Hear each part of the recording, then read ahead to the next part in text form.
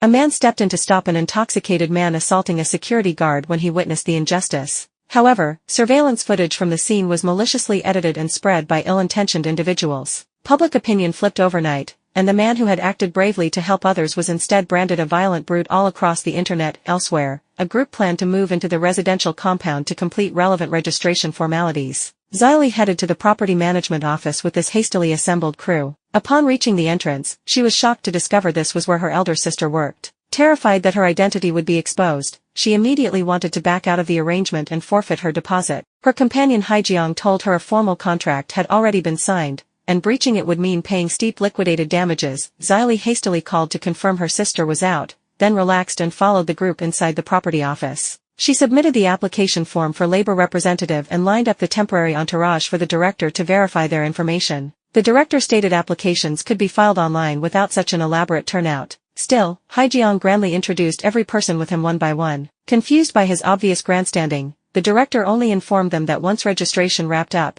the candidate list for the 4th precinct would be posted the next morning. As the group tried to curry favor with the director, Ms. Zhang, a gossip monger living in the complex, burst in. She was furious about the monthly maintenance fee of 20,000 and intended to rally other residents to demand answers from property management. Ms. Zhang quickly recognized Hae Gang as the man who had crashed the bully's car previously and greeted him warmly at first. Her attitude shifted instantly when she learned Hae Gang was running for labor representative too. It turned out Ms. Zhang and Hae Gang both belonged to the 4th precinct and were competing in the same election. Only one representative could be elected per precinct, making them open rivals. Ms. Zhang immediately questioned whether the unfamiliar faces accompanying Hae Gang were even residents of the compound, or his family at all, urging the director to launch a thorough investigation. Weary of her incessant chatter, the director politely escorted her away. To keep her secret hidden from her sister, Xylee bought her a plane ticket to France, suggesting she sample local pastries to prepare for opening a dessert shop someday. Not wanting to waste the ticket, the sister took a temporary leave and traveled to France as Xylee arranged. The next day, the property office tallied election applicants. Every other precinct had only one candidate, who would win by default.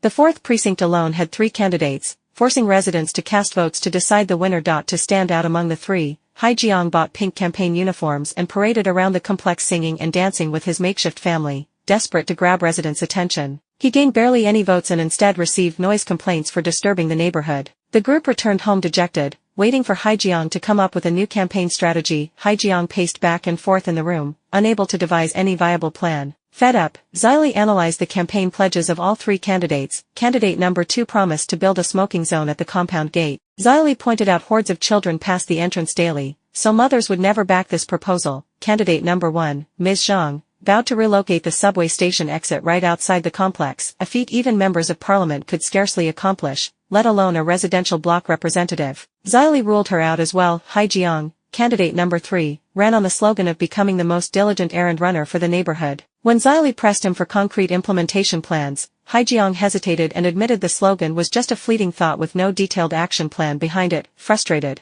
Xylee complained none of the 3 candidates were reliable. Just then, Hae Gang's heavyset young subordinate received a call from a courier asking him to pick up a package at the compound gate. The group headed to the parcel drop-off and found residents and couriers screaming at each other in a chaotic standoff. Xylee explained the conflict. Local parents feared delivery trucks would injure children and required all vehicles to enter via the underground parking garage. Yet delivery trucks were too tall to fit through the garage clearance. Modifying their vehicles to comply would cost couriers money out of their own pockets, a cost they refused to bear. No compromise could be reached. Couriers were forced to stack all parcels at the gate for residents to collect themselves. Residents resented the extra trip, while couriers felt unfairly targeted, fueling growing hostility on both sides. At that moment, an elderly woman fell while carrying a sack of rice. Hae Gang rushed over to help her up and offered to carry the rice to her home. Watching this unfold, Xylee suddenly had an idea. This was the perfect chance for Hae Gang to deliver on his promise of being a hardworking errand runner.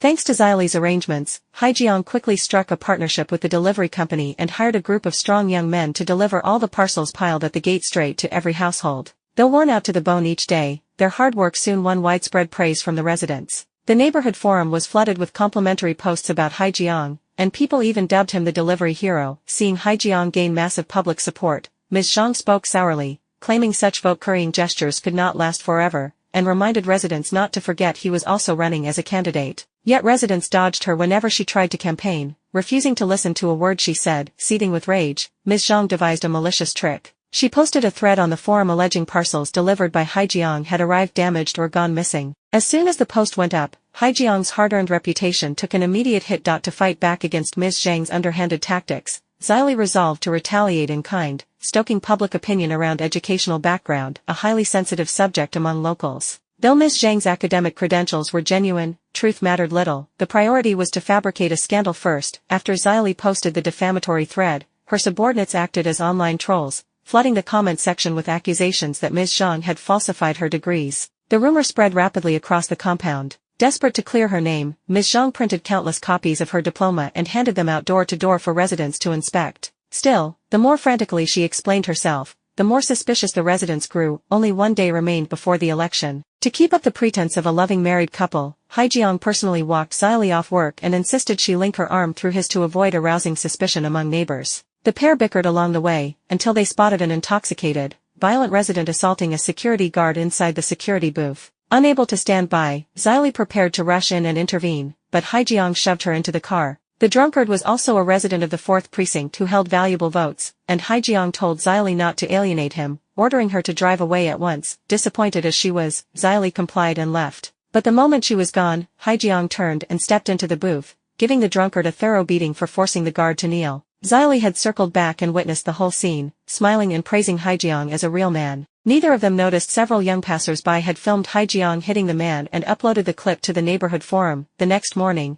Hae Gang set out to deliver parcels as usual, yet every resident turned him away, reacting as if he were a monster. It was not until he opened the forum that he saw the maliciously edited footage. The uploader had cut out all footage of the drunk attacking the guard, leaving only shots of Hae Gang striking back, paired with an incendiary headline, "The Delivery Hero's Double Life." Overnight, Hae Gang went from a courageous Good Samaritan to a violent thug who bullied residents. Xylee fumed that people were judging without knowing the full story. Hae Gang had only acted to protect the guard, yet their explanations rang hollow against the edited video. Even their associates believed Hae Gang's bid for election was completely doomed, and the group waited gloomily for the inevitable loss. Xylee began packing her belongings, ready to terminate their temporary family contract, against all expectations. When the election results were announced over the loudspeaker, Hae Gang was named the elected Labour representative for the 4th precinct. Hae Gang thought he had misheard, and only believed he had won once everyone around him confirmed the broadcast had called his name. The truth was the head of security knew the full story. He posted on the forum under his real account, explaining that the compound's security staff endured constant verbal abuse and physical assaults from violent residents, and that Hae Gang had stepped forward that day to save the mistreated guard. Once the full truth came to light, public opinion swung back instantly. Residents who had previously slandered him posted apologies one after another, with many more hailing him as a truly worthy hero.